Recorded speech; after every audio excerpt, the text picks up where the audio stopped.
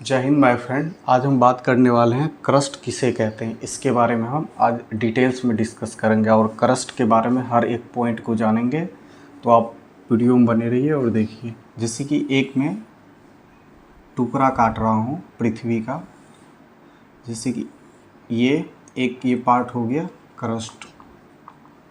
आज हम इसकी बात करेंगे। ये दूसरा पार्ट क्या हो गया, मेंटल, और ये तीसरा कोर। तो आज हम समझेंगे क्रस्ट के बारे में कि क्रस्ट क्या होता है, इसके बारे में समझेंगे। तो यहाँ पर देखिए दोस्त, हम लिख रहे हैं पृथ्वी के आंतरिक संरचना में सबसे ऊपरी परत। यहाँ पर पॉइंट लिखिए, पॉइंट 1। पृथ्वी का जो ये आंतरिक संरचना में जो 3 लेयर होता है, क्रस्ट, मेंटल और कोर, उसमें ये क्या है, सबसे ऊपरी संरचना है। ये क्या है, सबसे ऊपरी संरचना है, ऊपरी संरचना, जिसका नाम क्या है, क्रस्ट है। तो इसको हम थोड़ा सा अच्छे से लिखते हैं। पृथ्वी के आंतरिक संरचना में सबसे ऊपरी परत को क्रस्ट के नाम से जाना जाता है। पृथ्वी के आंतरिक संरचना में सबसे ऊपरी परत को क्रस्ट के नाम से जाना जाता है।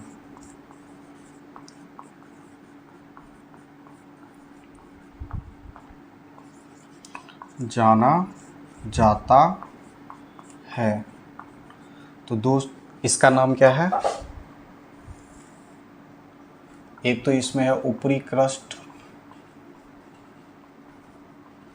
इसमें ये दूसरा क्या है, निचला क्रस्ट। ये दोनों को मिलाने के बाद क्या बनता है, क्रस्ट बनता है।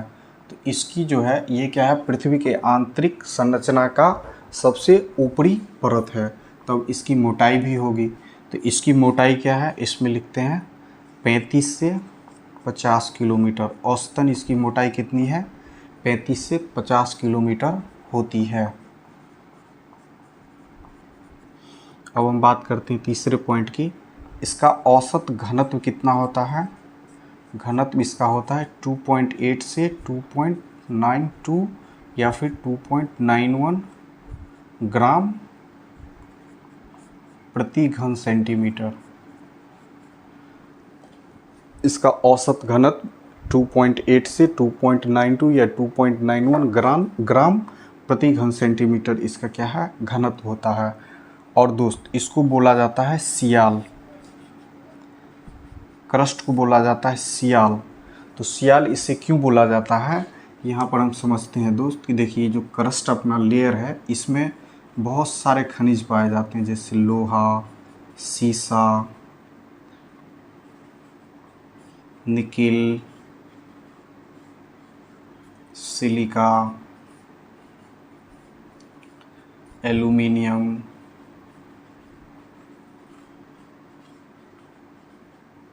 और भी बहुत सारे खनिज पाए जाते हैं। लेकिन इसमें सिलिका और एल्युमिनियम की मात्रा अधिक होती है। तो हम सिलिका से लेते हैं Si और एल्युमिनियम से लेते हैं हम Al। इससे क्या बनता है, सियाल। तो इसमें क्या है, सिलिका और एल्युमिनियम की मात्रा क्या है, अधिक होती है, इसी कारण इसका नाम सियाल रखा जाता है। और दोस्त, एक और पॉइंट इसमें क्या है, जो कि बहुत ही ट्विस्ट है इसमें, यह है ऊपरी क्रस्ट और यह है निचला क्रस्ट। तो कभी भी दोस्त, ऊपरी क्रस्ट जो होगा, ऊपरी क्रस्ट का घनत्व निचले क्रस्ट के घनत्व से कम होगा, निचले क्रस्ट के घनत्व से कम होगा। मतलब इसका घनत्व जो है इसके तुलना में अधिक होगा। ठीक है। अब हम बात करते हैं बनावट और संरचना के दृष्टिकोण से क्रस्ट को 2 पार्ट में बांटा गया है। एक महाद्वीपीय क्रस्ट और एक महासागरीय क्रस्ट, उसके बारे में चर्चा करते हैं।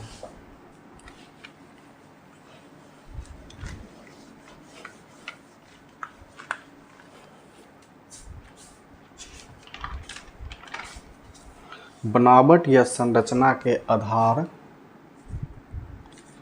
बनावट या संरचना के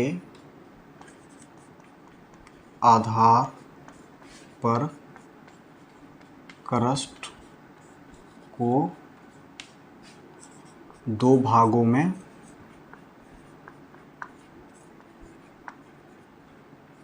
बांटा गया है, जिसमें हम बात करते हैं दोस्त, एक तो होता है महाद्वीपीय क्रस्ट,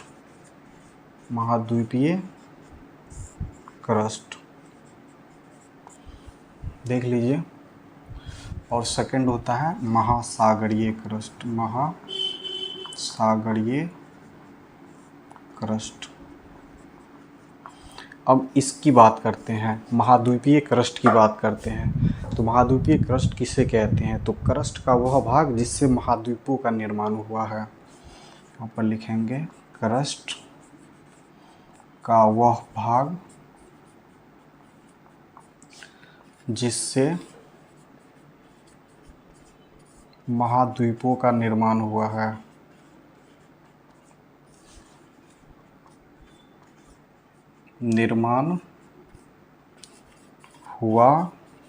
है।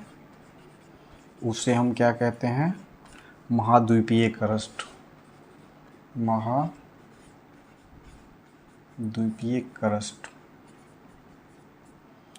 कहा जाता है, उसे महाद्वीपीय क्रस्ट कहा जाता है।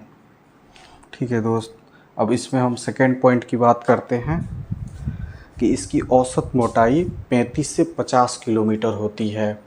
इसकी औसत मोटाई जो है 35 से 50 किलोमीटर होती है। यहाँ पे दोस्त समझने वाली बात है, जैसे कि ये मैं एक डायग्राम बना रहा हूँ, थोड़ा सा ऊपर बना रहा हूँ, मिटा रहा हूँ इसको।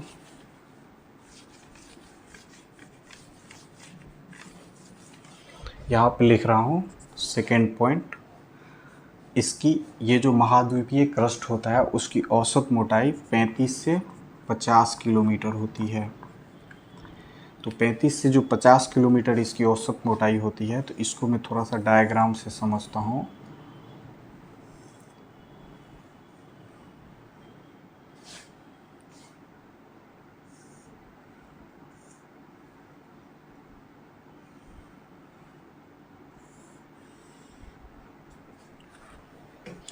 देखिए इसकी औसत मोटाई क्या है? 35 से 50 किलोमीटर। जब हम बात करते हैं दोस्त, ये क्या है? पर्वत। ये क्या है? पर्वत। ये है मैदान, ये है पठार, इसको बोलते हैं घाटी। तो देखिए यहाँ पे जो है इसकी मोटाई क्या है? महाद्वीपीय क्रस्ट की मोटाई अधिक होगी, सबसे अधिक होगी। जहाँ पे पर्वत होगा वहाँ पे महाद्वीपीय क्रस्ट की मोटाई सबसे अधिक होगी। यहाँ पर सबसे अधिक होगा, सबसे अधिक। और जहाँ पर घाटी होगी वहाँ पर महाद्वीपीय क्रस्ट की मोटाई सबसे कम होगी, यहाँ पर सबसे कम। ठीक है दोस्त, तो इसको आप नोट कर लीजिए। इसके बाद हम बात करते हैं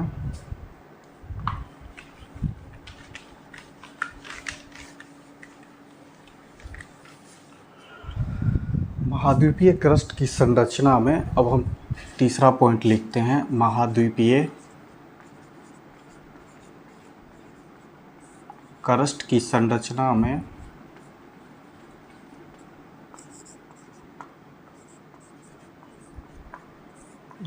में ग्रेनाइट चट्टान की भूमिका अधिक होती है।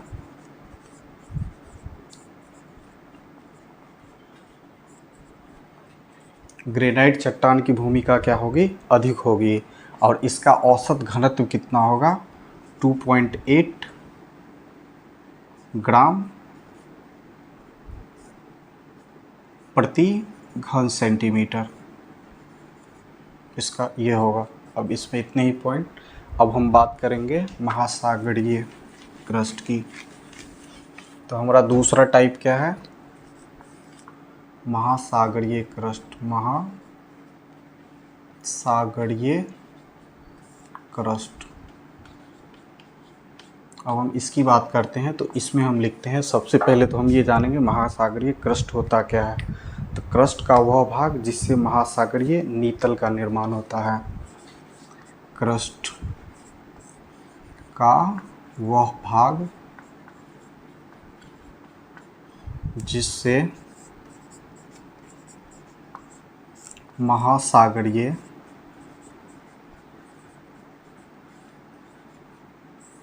नीतल का निर्माण होता है। नीतल का निर्माण होता है। ये महासागरीय नीतल क्या होता है, जैसे कि हम बात करते हैं, ये क्या है महासागर, ये क्या है महासागर। ठीक है, तो महासागर है तो इसके तल, इसकी हम बात करेंगे, इसकी बात करते हैं, तल की बात करते हैं। इस तल की बात हो रही है, इसी तल को क्या बोला जाता है, महासागरीय नीतल, जहाँ से इसकी मोटाई कैलकुलेट की जाती है। तो ये क्या है महासागरीय नीतल होता है। इसकी मोटाई क्या होगी 6 से 8 किलोमीटर, जबकि महाद्वीपीय क्रस्ट की मोटाई 35 से 50 किलोमीटर और इसकी मोटाई क्या है 6 से 8 किलोमीटर होगी। लेकिन इसका घनत्व क्या होगा, अधिक होगा। इसका औसत घनत्व होगा 2.92 या 2.91 ग्राम प्रति घन सेंटीमीटर इसका औसत घनत्व होगा।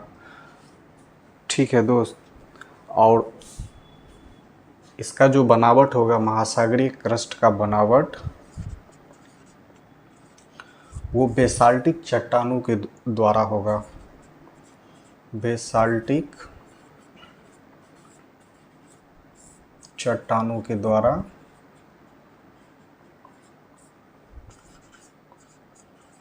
द्वारा महासागरीय क्रस्ट का क्या होगा, निर्माण होगा। और एक दो लिख लीजिए नोट, इसमें क्या लिखना है, महासागरीय क्रस्ट जो है इसका घनत्व महाद्वीपीय क्रस्ट से अधिक होता है, मोटाई कम होता है। महासागरीय क्रस्ट का मोटाई कम होता है 6 से 8 किलोमीटर ही, लेकिन इसका घनत्व महाद्वीपीय क्रस्ट से क्या होगा, अधिक होगा। महासागरीय क्रस्ट का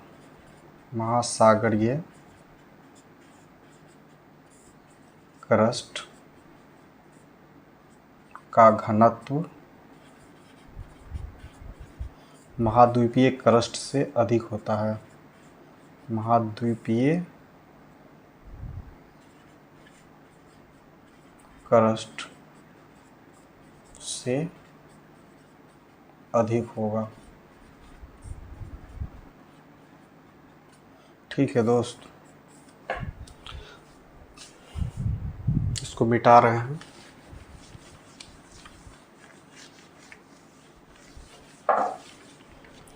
और नोट देकर लिखते हैं, नोट में कुछ पॉइंट लिखते हैं। फर्स्ट पॉइंट लिखते हैं, क्रस्ट ठोस रूप में उपस्थित है, इसे भूप्रपट्टी भी कहा जाता है।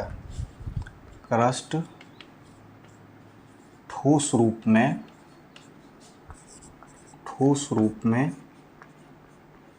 उपस्थित है,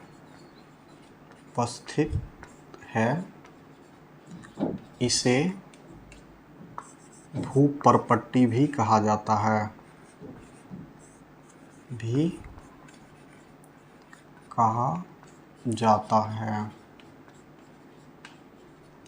क्रस्ट क्या है, ठोस रूप में उपस्थित है, इसी कारण इसे क्या कहा जाता है, भूप्रपट्टी भी कहा जाता है। अब सेकंड लिखते हैं, संपूर्ण क्रस्ट तथा मेंटल का ऊपरी भाग, संपूर्ण क्रस्ट तथा मेंटल का ऊपरी भाग को स्थल मंडल कहा जाता है। स्थल मंडल कहा जाता है। देखिए ये तो पूरा क्रस्ट हो गया, और ये इसका जो ऊपरी भाग है जहाँ पर क्या है, ठोस परतें हैं, जहाँ पर मैग्मा नहीं है, मैग्मा से थोड़ा सा ऊपर, इतने भाग को क्या कहते हैं, स्थल मंडल कहा जाता है। अब तीसरा पॉइंट लिखते हैं। तीसरा पॉइंट क्या कहता है, ऊपरी मेंटल का वह भाग जो पिघली हुई अवस्था में है, ऊपरी मेंटल का वह भाग जो पिघली हुई अवस्था में